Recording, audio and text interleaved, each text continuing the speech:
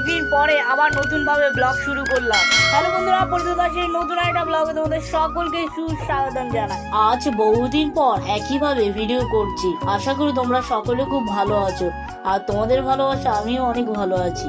তোমাদের সকলকে শুভ সকাল। তোমাদেরকে আমি রোজ যখন ঘুম থেকে উঠে দেখাতাম মন্দির, আর হয়তো তোমাদেরকে আর দর্শন করাতাম না। আমার রুমের সামনে নতুন একটা লোকের বাড়ি হতো। এই সেই মুহূর্তে আমার ভাগনা চলে এসেছে আমাদের বাড়িতে রাখি পড়তে এসেছিস তো? আজকে রাখি পড়তে এসছে। আর চলো, আজকের ভিডিওটা অনেক ইন্টারেস্টিং হতে চলেছে। পুরোপুরি ব্লগটা দেখো আর সকলকে টাটা বলে দাও। টাটা। তোর এই জামাটা কত টাকা দাম? বলেন কি? ওর যা এই জামাটা বলে কয় কোটি টাকা দাম। চলুন আর একটু পরে দেখ। এইমাত্র বাইরে চলে আসলাম ভাগনার সাথে কিছুক্ষণ মজা করার পর। বাইরে চলে আসলাম আর বাইরে এসে দেখতে পেলাম রোদও পড়ছে, বৃষ্টিও পড়ছে। এখন ভাবতে শুরু করে দিলাম কখন ব্রাশ করবো, কখন চান করবো। চলো এখন চান্দান করে নিই। চান্দান করে চলে আসলাম ঠাকুর ঘরে। আর আজকে ঠাকুরকে খুব সুন্দর করে মা পুজো দিয়েছে আর রাখিও পড়িয়েছে। চলো একটু ঠাকুরকে দেখা যায়।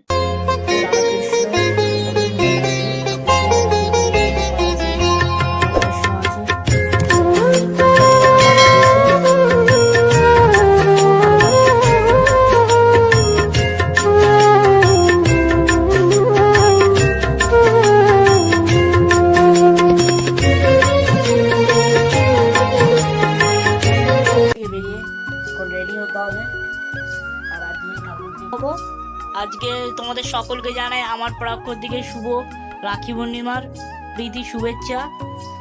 আর বহুদিন পর আজকে দিদি এসছে আমাদের বাড়িতে আমাকে রাখি পরাতে, আমাকে আর দাদাকে। এখন রেডি হয়ে নিয়ে যা। এখন রেডি হয়ে তারপর অনেকটা লেট হয়ে যাচ্ছে আমার জন্য, সবাই বসে আছে। আর আমার একটু এডিটিং করা বাকি ছিল, এডিটিংটা মোটামুটি সমস্ত কিছু করে নিয়ে এই মাত্র ভিডিওটা ছেড়ে দিলাম, তোমরা যে দেখে আসো। আর চলো এখন রেডি হয়ে নেওয়া যাক। আর সকলের দিদি ও বোন হোক, আজকে তোমরা দিদিদের সাথে বোনের সাথে সেলিব্রেশন করো, আলাদা রকমের ভালো লাগছে। আর চলো বাইরে দিদি মা বাইরে রান্নার তোড়জোড় শুরু করে দিয়েছে। আমি এখন রেডি হয়ে নিয়েছি আর আজকে যে আমার ফাইনাল লুক এটা। আর ঘরে যে পাঞ্জাবি ছিল সেটা পরে নিয়ে এখন হালকা একটু রেডি নিয়েছি। আর দিদি অলরেডি সমস্ত কিছু গুছিয়ে নিয়ে প্রথমে দাদাকে রাখি পরানোর পর আমাকে রাখি বললাম। দাদা খুব লজ্জা করে, আজকেও কি হয়েছে ভিডিওতে আসতে চাইছিল না। আর চলো এক এক করে সমস্ত কিছু রিচুয়াল করতে শুরু করে দিল। এই প্রথমবার আমি রাখি পড়ছি, তো আমার দিদির বাড়ি প্রত্যেক বছর আমি যে রাখি পড়তাম, আর এই বছর দিদি এসে আমাকে রাখি পরাচ্ছে, খুব ভালো লাগছে আমার।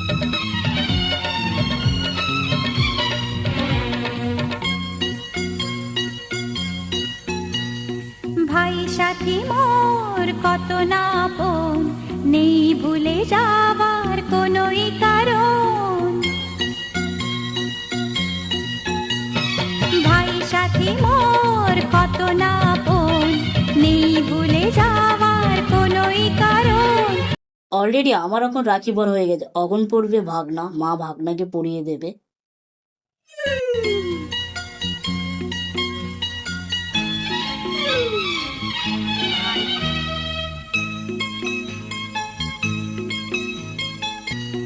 ভাই সাথী মোর কত না আপন, নেই ভুলে যাবার কোনোই কারণ।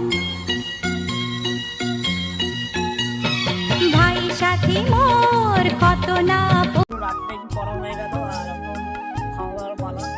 আর চলো খেতে যাও।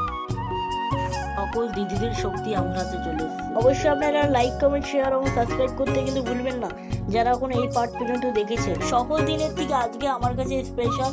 আমি চেয়েছি আজকের দিন থেকে আমি কিছু মেমোরিয়াল করার জন্য আজকের বিশেষ করে ব্লগ করা। আর আপনারা অবশ্যই আমার ভিডিওটা যদি ভালো লাগে অবশ্যই সাপোর্ট ভালোবাসা দেবেন। এই ঘড়ির কাটা অনেকটা বেলা হয়ে গেল, এখন আমরা চলে আসলাম খেতে। আর এখন বসে পড়েছি। আর এখন আমি দিদি দাদা মিলে বসছি, মা কোথায় একটা গেছে খেতে অলরেডি। আর আমার জীবনের অনেক অলৌকিক ঘটনার কথা আছে, সেটা পুরোপুরি আস্তে আস্তে তোমাদের সাথে শেয়ার করব। আর চলো এখন অনেকটা সময় হয়ে গেল খেতে। আজ এরকম একটা দিনে রাখি পড়লো যে নিরামিষের দিন।